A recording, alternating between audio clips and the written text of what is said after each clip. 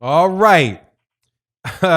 Ryan Garcia is pressing hard for a Gervonta Davis fight. He says, look, let's fight next. The fight would be crazy. The fight would be, let's do it next. Buddy Mcgirt responds to him and says, man, you ain't never been in a fight before. Do not fight Gervonta Tank Davis next, man. It's not going to go right for you. So let's talk about what Ryan Garcia has to say and what Buddy Mcgirt, the great Buddy Mcgirt, has to say about his chances against Gervonta Tank Davis. Let's do that in this video.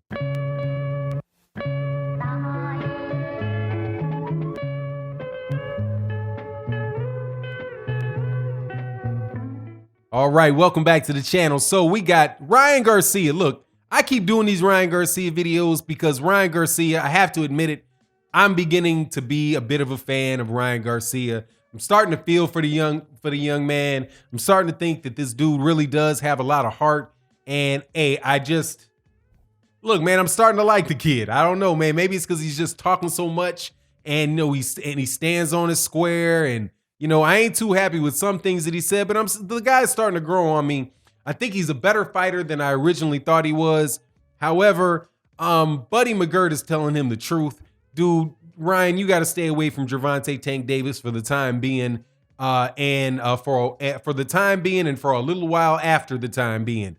Because like Buddy Mcgirt said, dude, you ain't even been in a fight yet. And why would you go into a fight with Gervonta Davis and not know what to do, how you're gonna react when you get in them deep waters, right? But we'll go right before I go specifically, really into what Buddy Mcgirt said and expound on that. Let me take a couple seconds to say thank you to all of you guys that support the channel, that support the videos in the channel. I thank you guys so much. I know I put ads in the videos, a couple of them in the videos, and so add some delay to the videos at times, but I so much thank you for your patience, because that is what allows the channel to continue to go and strive. That's the main source of resources for the channel and the things that we do. And I want to say thank you to everybody else that supports in the super chats and the live streams, and everybody supports as a channel member and on Patreon. You guys' support is just incredible. It's so consistent, and I really, really, really appreciate you guys. But speaking as about consistency, Ryan Garcia consistently bumping his lips about Gervonta Tank Davis, but Buddy Mcgirt, who is, if you're not familiar with who Buddy Mcgirt is an excellent trainer. Definitely, if he's not in the Hall of Fame, he's going to be in the Hall of Fame soon. I have a hard time imagining what he's accomplished as a fighter and as a trainer that he won't go there. The biggest people, I guess the biggest names that people associate with him are the people that he rebuilt in there, who he rebuilt. And that is Arturo Gatti.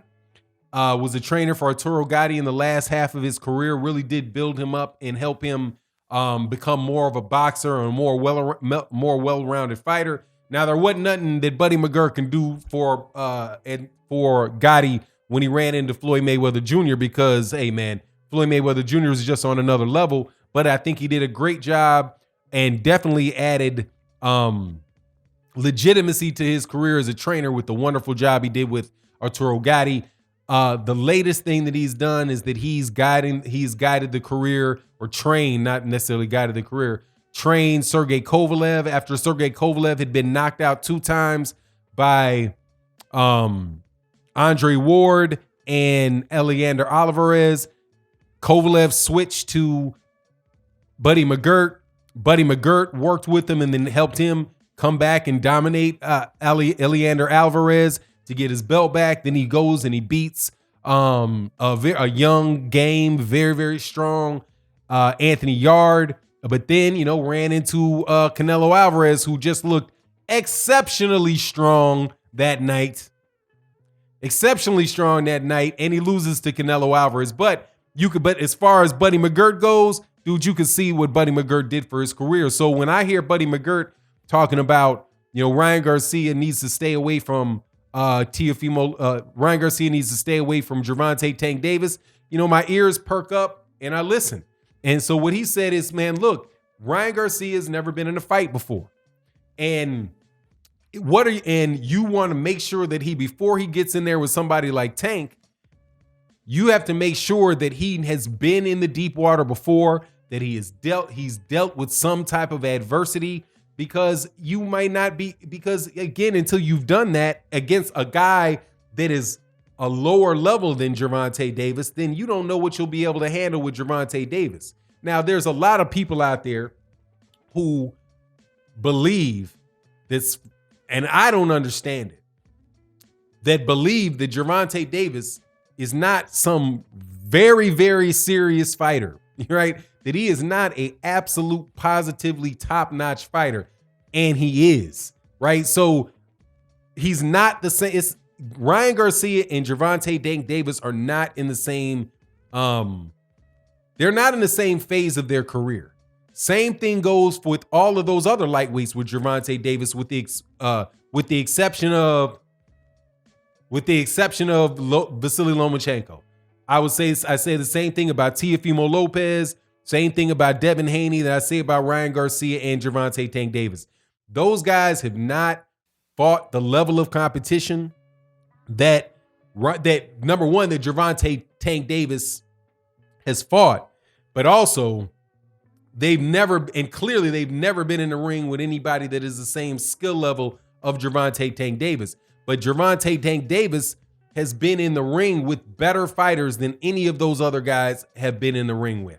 And although many people want to brush off Jose Pedraza as if it's just one fight, what Jose Pedraza has done in his career after he fought Gervonta Davis strengthens Gervonta Davis's record, because you see that Jose Pedraza is no soft touch, man. He he moved up to 135 pounds, won that belt against Ray Beltran.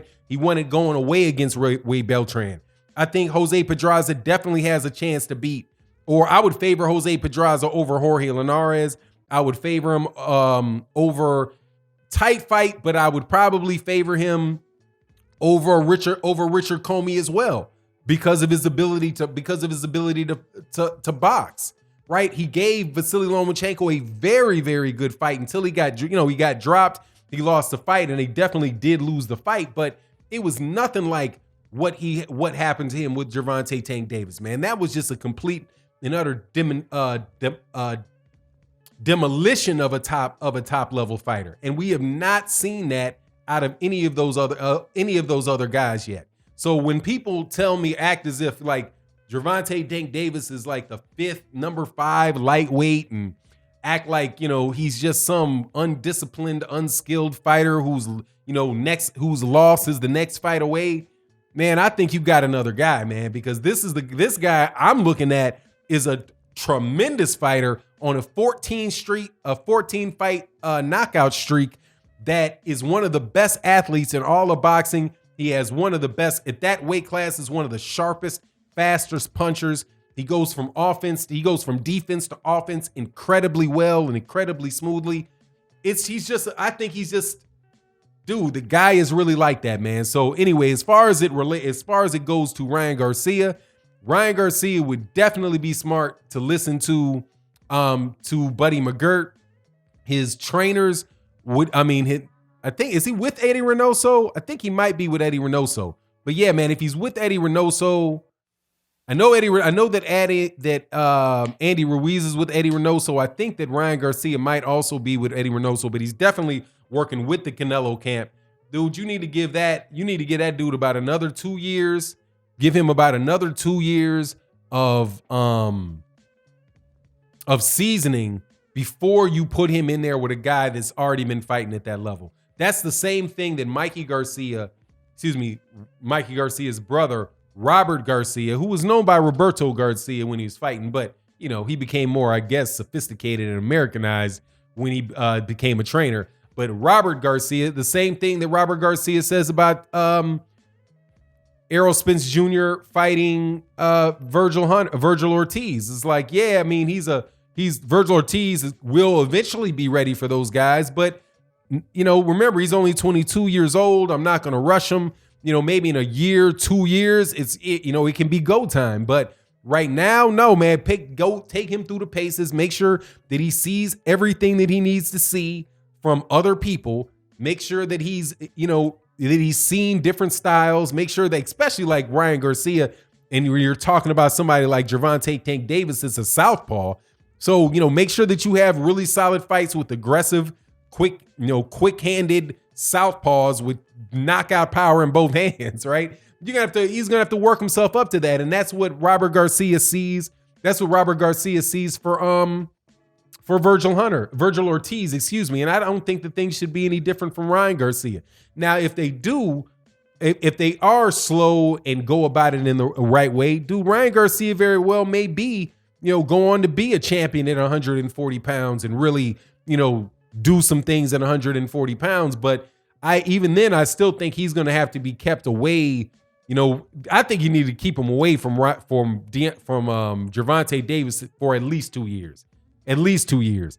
And at some point in time, man, if he physically matures and gets stronger, right, that, because of the size difference, he may be able to do something with Gervonta Davis. But right now, dude, just off of a couple one-punch knockouts, dog, with your chin hanging out there like that and Tank timing you, it's gonna be nighty-night. But anyway, that's my take on the matter. I agree with Buddy